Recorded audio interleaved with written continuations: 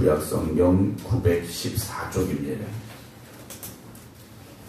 구약성경 914쪽 잠언 4장 1절부터 9절입니다.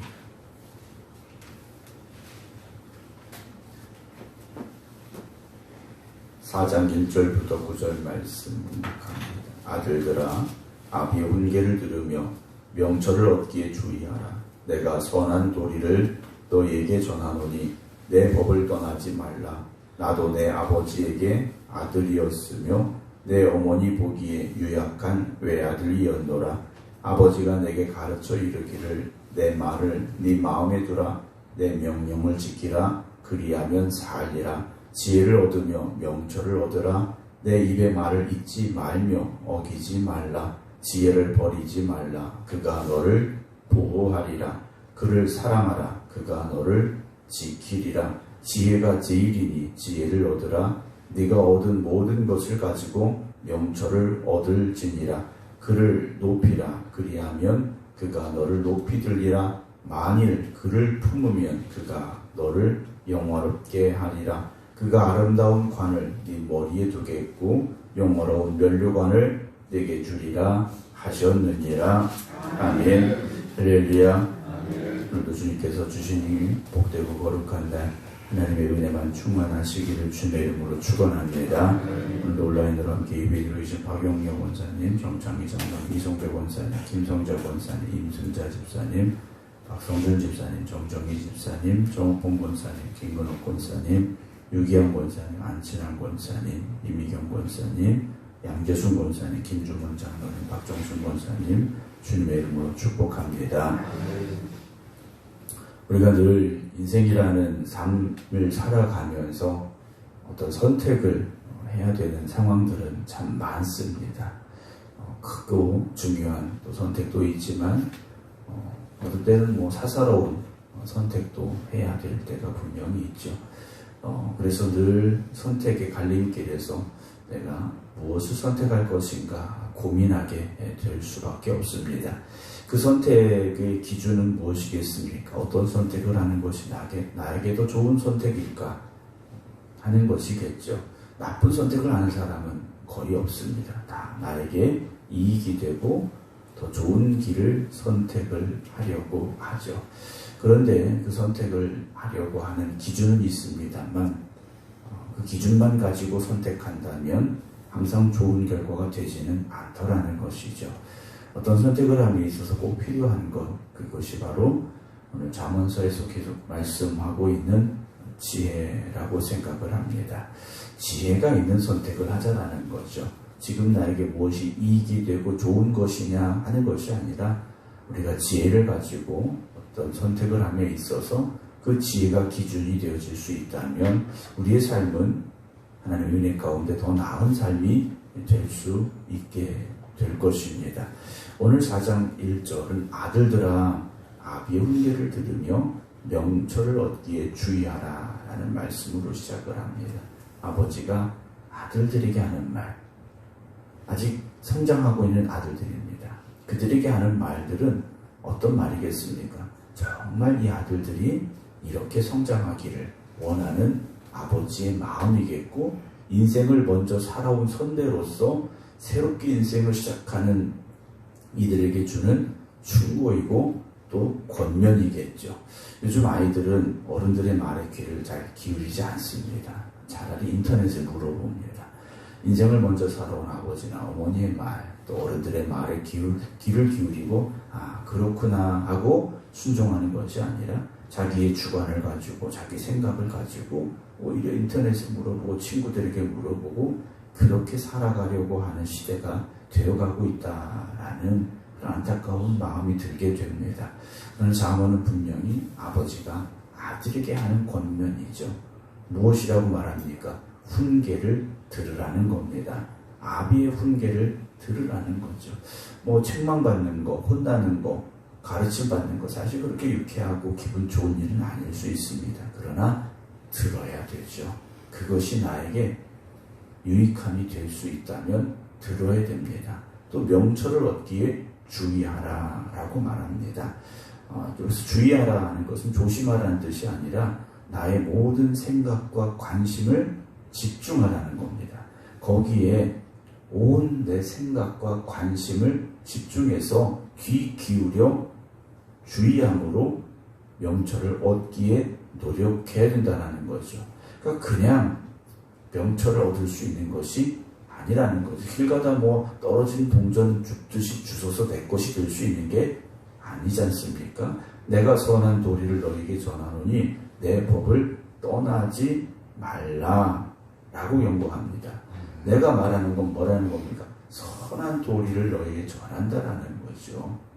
삶을 살아가면서 필요한 이 선한 도리를 전하는데 내 법에서 아버지가 전한 그 말에서 떠나지 말라 라고 말합니다. 나도 내 아버지에게 아들이었고 내 어머니 보기에 유약한 외아들이었다. 자기도 과거에 어린 아들이었다라는 거죠. 그때 자기가 들은 말이 뭡니까? 4절에 아버지가 내게 가르쳐 이르기를. 여기서 아버지는 누구겠습니까?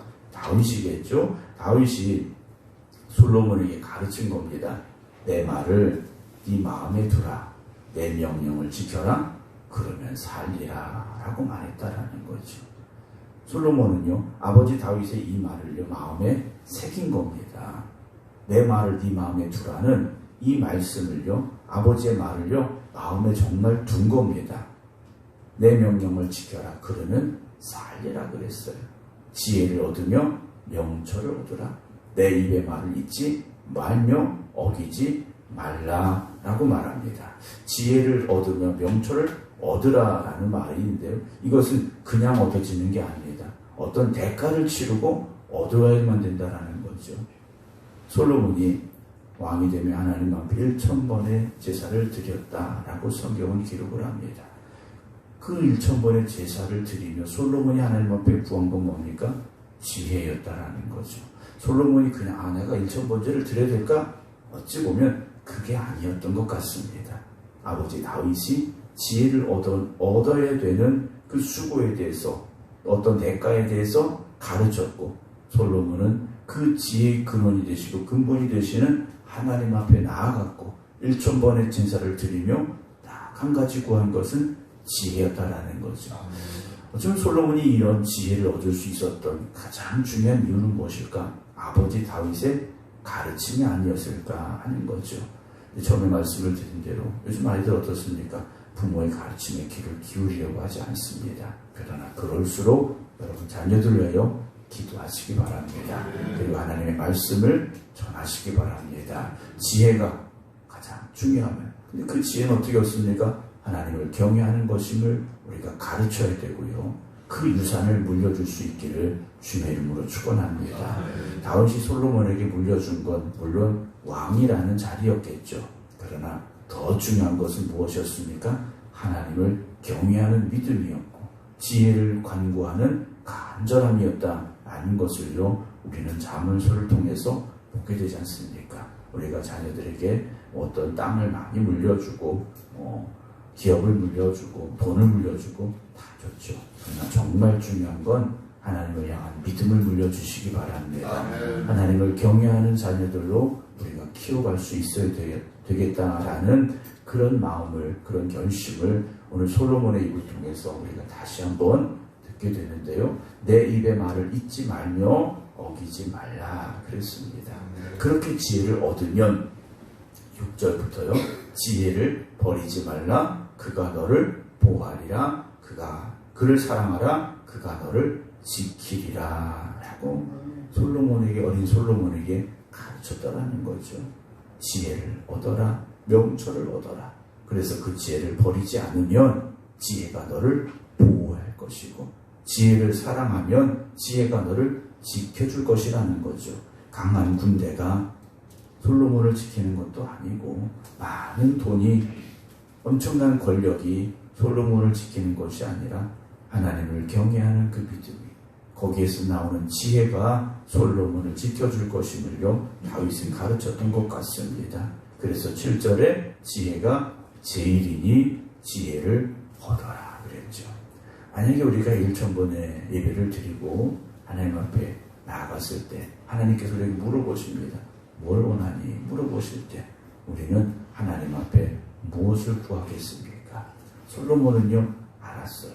제일 중요한 것, 제일 소중한 것, 지혜라는 것을 아버지로부터 들었다라는 거죠. 그럼 솔로몬이 구할 게 뭐가 있겠습니까? 하나님 지혜 주세요. 이것밖에 없었겠죠. 근데 요즘 어떻습니까? 아이들이 어려서부터 배우는 게 뭡니까? 돈의 가치예요. 돈이 있어야 된다는 거죠. 아이들의 꿈이 뭔가? 돈 많이 버는 거예요.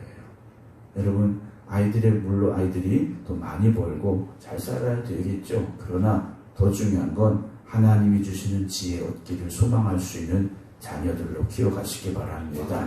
우리 생각교회에서 성장하는 어린 아이들이, 또 여러분들 가정에 있는 자녀들과 자손들이 하나님이 주는 지혜를 소망하기를 주의 이름으로 축원합니다. 네가 얻은 모든 것을 가지고 지혜를 얻어라 그랬어요. 솔로몬이 1000번의 제사를 드렸다라고 성경 분명히 말씀하고 있지 않습니까? 솔로몬이 가지고 있는 모든 것을 다 쏟아부을지라도 지혜를 얻을 수 있다면 솔로몬은요, 그렇게 했을 것 같아요. 1000번이 아니라 10,000번의 제사도 드렸습니다. 저는 생각을 합니다. 8절에 그를 높이라, 그리하면 그가 너를 높이 들리라. 만일 그를 품으면 그가 너를 영화롭게 하리라. 그가 아름다운 관을 네 머리에 두겠고 영화로운 면류관을 내게 주리라 하셨다라고 솔로몬이요, 자기의 어렸을 적 기억을 자기의 아들들에게 전해주고 있음을 보게 됩니다. 그럼 솔로몬의 자녀들이 정말 솔로몬이 가졌던 마음, 그 간절하게 지혜를 소망했던 마음을 가졌느냐? 그렇지는 못했던 것 같습니다. 사랑하는 성도 여러분, 믿음의 유산을 물려준다는 것이 그렇게 어려운 것 같습니다. 우리 주변을 돌아보면 신앙이 3대, 4대, 5대, 요즘 6대까지 이어져가고 있는데요. 여러분, 귀한 믿음의 가문을 이루어 가시기를 꿈꾸시고 기도하시기 바랍니다.